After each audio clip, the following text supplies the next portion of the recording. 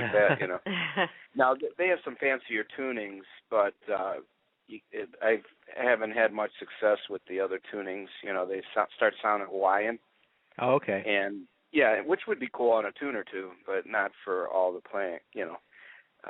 Pretty much I want to put out the CD. It's going to be more rock and roll or more aggressive blues. Is that kind of a first? Has anybody done exactly what you're talking about before? Yeah, I've seen, you know, and a lot of these people, the attraction is they make their own and they play. Oh. And there's some good guys out there. I think his last name is Spiel, and he's in Pennsylvania.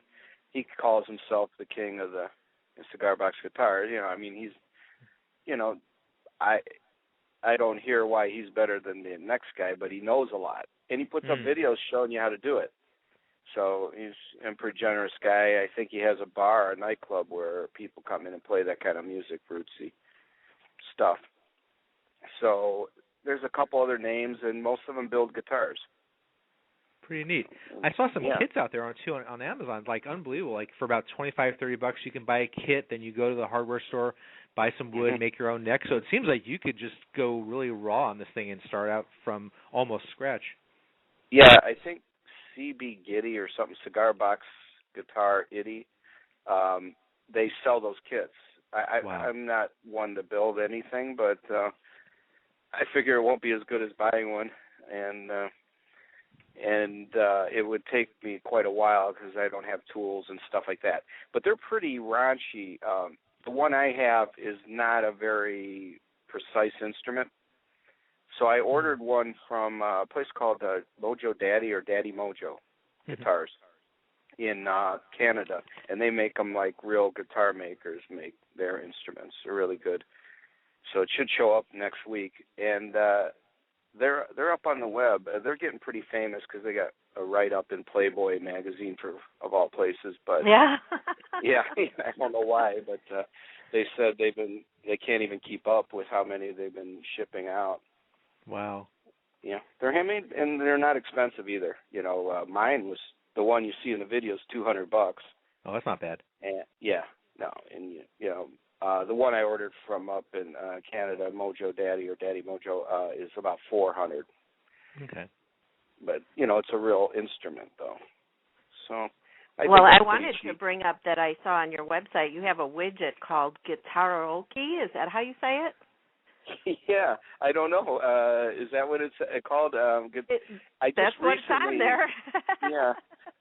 This press guy, PR guy I have, just set me up with this guy, and he's got a lot of people, and he puts one song of many performers up there to learn how to play. But that's the first time I've heard of it.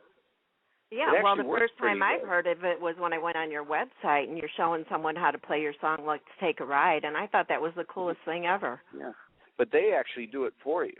You know, that's them. I don't know who and how they do that, but it's really done well. Other than, you know, the way I play it's slightly different. You know, it's more of a generic chord.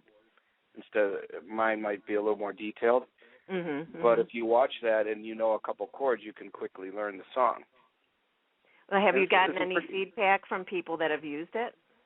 No, I just put it up. You must have just saw it the other day. Oh, I saw it last night, yeah. Yeah. So that I didn't even know I had it to put up until I think 2 days ago, or maybe 3. Oh, okay. So this is the first feedback. I'm surprised. And I can't even tell you know, how good it is because I don't play the guitar. Oh, okay, yeah. And for maybe Mike, you should try that. And for our listeners' benefit, what is your website? What's the address? JeffPowers.net. JeffPowers.net. Yeah. Perfect. And I'm going to have another one for the cigar box guitar, but I haven't come up with a name. It's still sitting up there. You know, Wix. It's like, I have it up there, but I got to come up with a name that will be easy to find. Probably Jeff Powers isn't available. No. Well, yeah, you might have to add maybe something to it, or you know, a little bit of number even. Sometimes it'll work. Yeah, that's how my SoundCloud is. There's so many Jeff Powerses. that I think I'm number 6 on SoundCloud. Yeah. Powers 6 or 5, I forgot. Oh, wow. Yeah, I get a lot of phone calls about, is Dave Powers, is this Dave Powers, the lawyer? No, I wish. Really? It's my father's name, yeah. Is it? So, yeah. My gosh. I wonder if There's he's related somewhere down the line. Good, yeah. The Irish are all related, I think. I think so, too, yeah. So... Well, you have a CD release party coming up April 20th at the Winchester Hall. Is that in Ohio? Yeah, that's like the west side of Cleveland.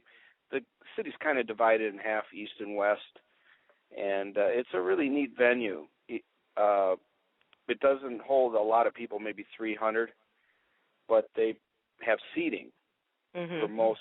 Yeah, there wouldn't be 300 seats, maybe 200, and tables. So people, can sit down and actually listen. If you're tall, you have no problem at concerts, But, uh-oh, I'm in trouble. Yeah. It's just like I get tired sometimes standing listening to someone because on my toes trying to. I'm average size, but there's quite a bit of people out there 6'2", and they don't necessarily stand at the back. Right. So, yeah. So, that seems to happen to me often if I go to a concert or a play or something, I'm trying to see in between heads, and you want to tap somebody on the shoulder and say, can you move somewhere else or move your head or, but you just don't know how to do it really politely without them getting offended in some way. It might not go down well. Yeah. I don't say anything like that. You could ask if you could sit on their shoulders or right? something. But if they're sitting with their wife or something, that might not be good either. No. Now you said you play out and gig out from time to time. Do you ever get outside of Ohio? Do you ever have any tours that take you outside your region? Just a little bit, but now I'm going to book a tour with the cigar box guitar. As soon as I'm done with the CD, even though I'm having a CD release now, that's the singer-songwriter thing. In May or June, I'll have a CD with just cigar box guitar music, and that I would like to take on the road. Cool. It's unique, and it's easier to book than saying, okay, I'm a singer-songwriter with an acoustic guitar. And that's true. There's a million of those. Oh, it's unbelievable how many, and a lot of good ones too. Yeah. It's well, what's your favorite venue you've ever played at? Man, they were probably in Mexico, some of the cool ones I was in. But I actually enjoyed playing at that little Elbow Room in Chicago, the little acoustic room. I don't know if you've been in there. I have not. I've heard of it. Elbow without the W, I guess. Okay. Or is that how is it the spelled? ELBO room? Yeah. Yeah. ELBO. And they do a band downstairs and an acoustic person upstairs. It's hard to play really, subtle acoustic there because you're probably getting some bleed from the band too. Mm-hmm. But I was loud. So when I play acoustic, I also use a loop station. I don't know if you know what that is.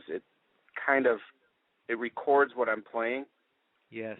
While I'm singing, and then when I go to do a solo, I just step on it and it loops those chords or whatever I'm playing, and then I can play more instrumental. It's a neat effect. I have a friend who's done that on violin, which is amazing. And then she'll accompany herself on guitar. Yeah. Oh, it's awesome because it breaks up the. When you're a singer-songwriter, you're sort of forced to either strum or finger pick the same chords kind of over and over. Certain keys you're going to gravitate, and it starts sounding the same. You strum the audience to death. And so with that loop station, you can really stretch out and make a lot more variety. It would be better if you had a nice big band to back you up all the time, but right. it costs so much money to pay people, for sure. If it's my project, I can't ask somebody to get all excited and do it for free. Right. Yeah. Right. So I've learned to perform solo just because it's easier to get gigs that way and paid more. Yeah. Well, California awaits you We're hoping to see really? you out here if you can make it out to California.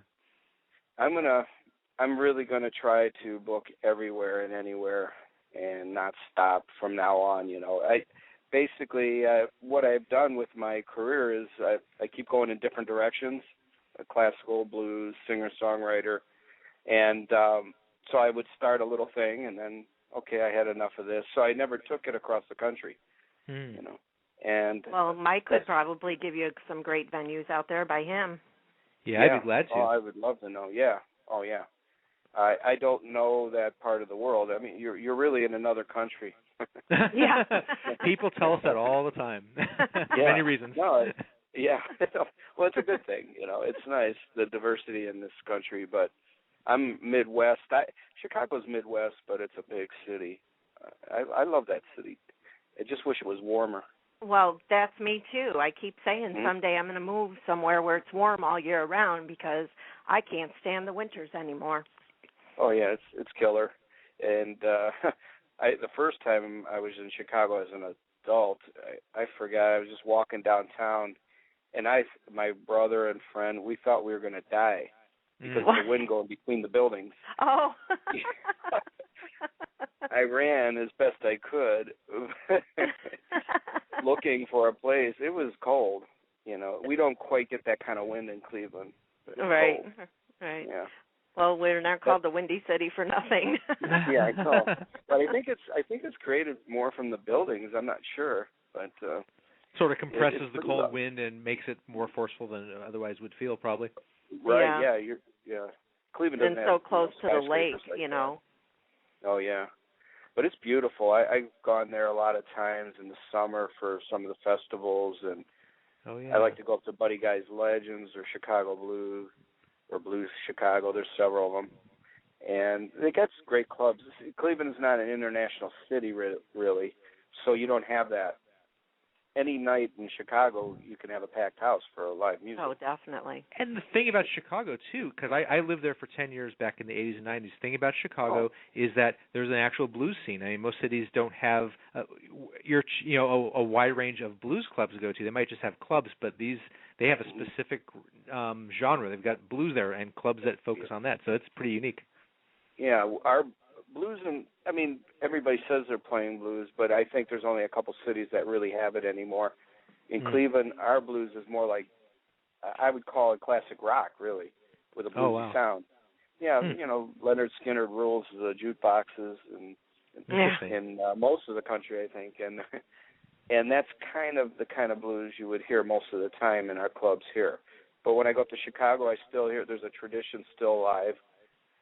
I don't know. I've read articles that it is slowly dying, but and I guess some of the best venues for blues are a little bit dangerous, so I haven't found them. Oh no. Yeah. Maybe that's a good thing. Yeah, you have to go into a really bad neighborhood, and I don't know my way around. So I stick with the Buddy Guy's Legends, and Kingston Mines is another one. Chicago Blue, and they're just fun. You're open to 4 or 4:30, which is great. Cleveland would close at 2:30 for them. Mm-hmm. Same here, probably more like 11 or midnight out here in Sacramento. Really? Smaller place early? in Cleveland. Wow. Yeah. Oh. People are just getting started at that time, Mike. I know. Yeah. Well, that's why I love New Orleans all night. Yeah. The bands would quit about 4:30, but there's some bars. I know bars that open at midnight, and they don't have windows, so you wouldn't even know. You won't even know. You think it's still night, and you come out, and your eyes are burning. Yeah. But I'm a bit of a night owl. Always was, Mm-hmm. And if I get around live music, I just want to stay. I don't want to go home, So, right. Yeah. So yeah, Chicago's you got great that energy up. It's gives you another wind, and you need to go, and even so, just to wind yourself down. Yeah. No, I think, and I think that's when the musicians really start playing good later. That kind of music, at least blues and things. Earlier on, it might be nice and tight, but later on, they might get some drinks in them. I don't know what, but they loosen up.